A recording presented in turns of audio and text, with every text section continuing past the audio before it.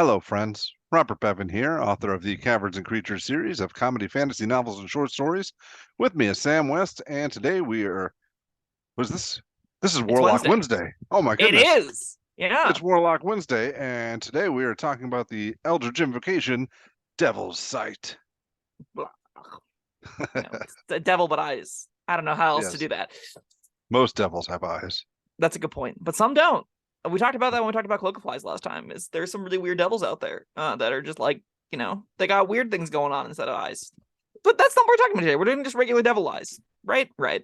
Not deviled eyes like eggs. Devil like demon. That's gross. Yeah, right. That's competing with cloak of flies. Oh, gross. Yep. Deviled eyes. Ugh. Get some mustard in it. It sounds like something that I would expect like Shrek to eat. Yeah. So Devil's Sight is very simple. From Player's Handbook, this is all it says. You can see normally in darkness, both magical and non-magical, at a distance out to 120 feet. So you have 120-foot super dark vision, basically. What do you do with that?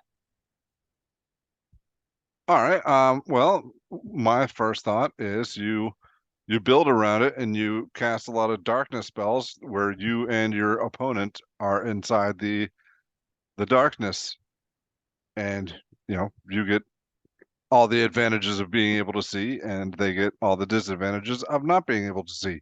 Yeah, that's foundationally what the build is attempting to do whenever you're taking Devil's Sight. Very rarely are you taking this as an actual means of just getting regular dark vision. If you are taking this to get regular dark vision, don't take anything else, because regular dark vision isn't worth an invocation slot. You can do better. There are better options. Well, I So mean, instead, I don't think anybody is taking this to get dark vision, because like we've said so many times before, dark vision is, almost everybody gets it anyway. I think that there will be, with the nomenclature like Devil's Sight, I think there will be some characters aimed at living the fantasy of being a devilish individual. They will look to find features and options that sort of are easy and they're something they can digest relatively simply. They've done a single adventure with their human warlock for the second time they ever played Dungeons & Dragons, the first time they ever played Dungeons & Dragons. And that's when they pick this up, because it's like, oh, dark vision seems fine. My elf does that. That seems good. You don't need it because you have an elf that does it and you have a torch. That's what I just want to, for the newbies out there, for people that have, they're not necessarily looking at their invocations as these particularly strong abilities that they have to be very specific and picky with, which they are. They are that. You should treat them that way, regardless of your tier of play. You should treat them like these are how you define how your character plays. For the people out there that are newish, this is not worth it just to see in the darkness. If you aren't creating darkness of your own, unequivocally not worth it. Okay, that's fair. But maybe do that. Sure. Yeah. If you then do decide that you're here to do the magical darkness thing, it is pretty good. Ish. It's finicky. One question. Mm-hmm. This does not include heavy obscurement. No. Right. So okay. like if you're in a blizzard, you still can't see because the blizzard is like creating a barrier of your vision. Yeah. Whereas if you are simply in the dark, or you create a bubble of mystical darkness, it's hard to think of mystical darkness as something beyond just regular darkness, because we're people. We don't actually, I guess like infrared is a way to think about it. Maybe it's like you're looking through a very different lens, a different I just think about it like, all right, there's normal darkness, and then super darkness. There's magical darkness, and like your eyes that would normally be able to see in regular darkness. Yeah, this covers that. Yeah. It's another layer, perhaps. Exactly. Another layer. It's like, hey, even if you got your torch out, oh, well, I still can't see because magical darkness. Yeah. Functionally what you're getting just for like rules clarification, the gist of it is it's messy, and that you have to track like 10 different spots in the book to figure out exactly how attacking creatures from darkness like this works.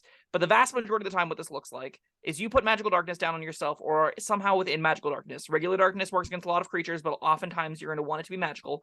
Those creatures treat you as if they are blinded, and you don't treat them like they're blind, or like you're blinded. So normally in darkness, everyone's at parity because you're just swinging around wildly because no one can see anything. So it's no disadvantage on attacks, no advantage on attacks.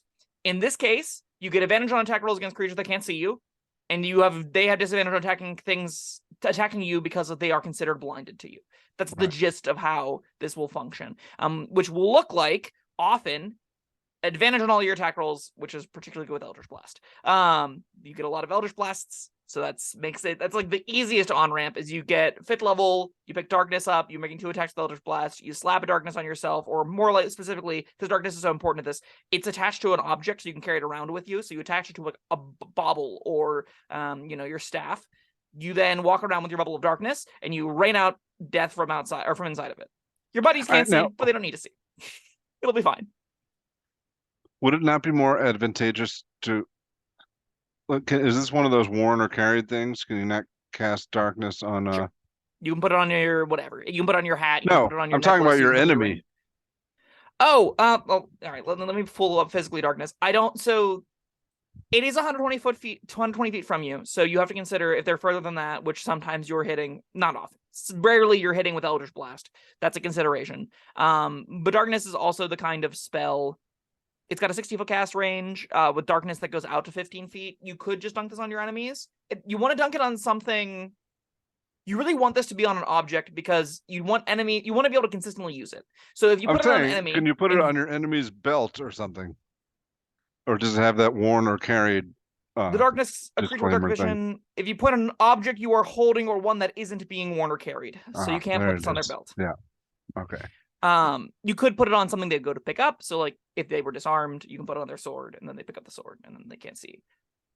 It's often going to be a lot easier and more consistent because darkness lasts 10 minutes. You're going to want to try and get this for 2 encounters if you can, especially because it's a 2nd level spell, especially because it doesn't scale with your invocation levels. There are a lot of problems with the darkness warlock builds. Namely how it interacts with pack magic very poorly.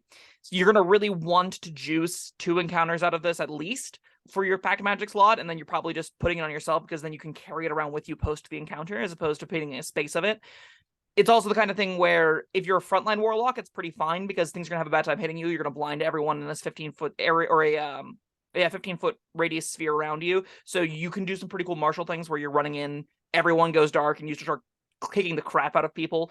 You're going to want melee allies or other allies able to target other things at that time, obviously, because, they can't see in the darkness either. But that's always, I think that leads to a lot of fun play experiences where you're trying to figure out the best way to use your darkness to then make Devil Sight sort of a one-sided super advantage that is very beneficial to you and not to others. It's pretty neat.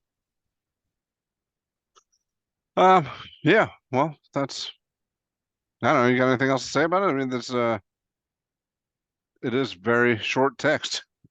I think this is one of the most boring Eldritch Blaster builds. I think you can do better. I think that you don't. Why is this specifically Eldritch Blaster build?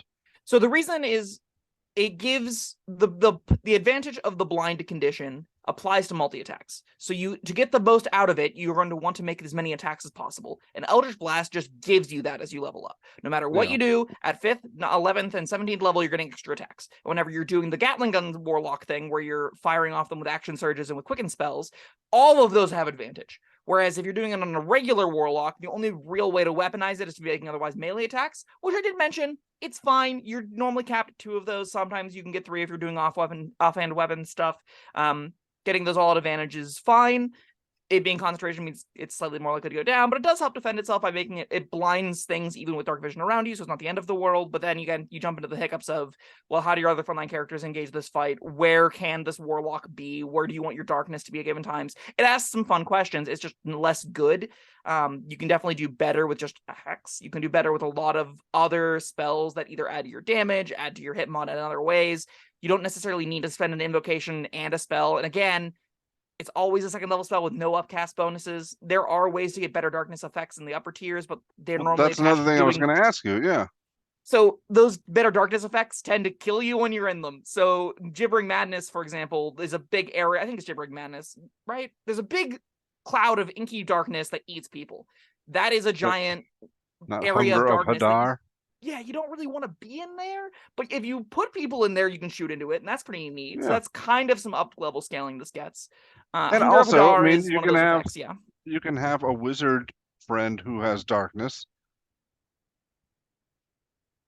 It's their concentration. So you're asking for your build for them to spend their concentration. That's a lot taller of an order. A lot of times players want to spend their concentration on the thing they want to do the most and are willing to spend spell slots occasionally to help an ally. Unless you're playing a dedicated support character like a cleric who's devoted to being a supporting character, you're normally wanting to concentrate on something for yourself, not for a buddy. That makes it a little bit more clunky. In the low tiers, it's great. I think at 5th level, it's best. And I think you can get some mileage out of it by doing the darkness-specific spells. Hunger of Hadar, Gibbering Darkness. That's the one. Gibbering Darkness, I'm pretty sure is the name of it. My internet's going unbelievably slowly right now, so it's taking forever to pull up spell effects. But the gist of it is there are some that scale in the upper tiers. There aren't many. And it's going to often, I think, leave players that take this feeling like they kind of do one thing, which is stick darkness on themselves and fire Eldritch Blasts, because that's the easiest way to make this good.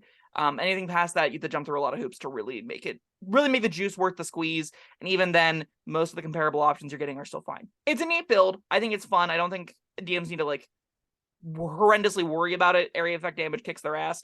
They're spending a 2nd level spell slot instead of a 5th level spell slot a lot of time on these kinds of effects. There are huge downsides to doing the Darkness Warlock thing. Keep that in mind whenever you're DMing for, even if you feel advantage on all attack rolls seems absurd, disadvantage attack rolls against them seems absurd. There's a lot of counterplay that you can mess around with it, especially given that it's a very finite space they're going to have to stick themselves in, and that's going to apply to their party members. There's a lot of ways to jump around and mitigate it and things like that. Well, slow down. I just want to make sure I'm clear here. If you have darkness on yourself, yep, and you are Eldritch blasting somebody that's outside of the bubble of darkness, why are you getting advantage? Because they can't see you. You're attacking from an unseen place. They're considered blind to your position. Okay. That's the whole gimmick. Yeah. All right. I'm still trying to make this work. Without, it does work.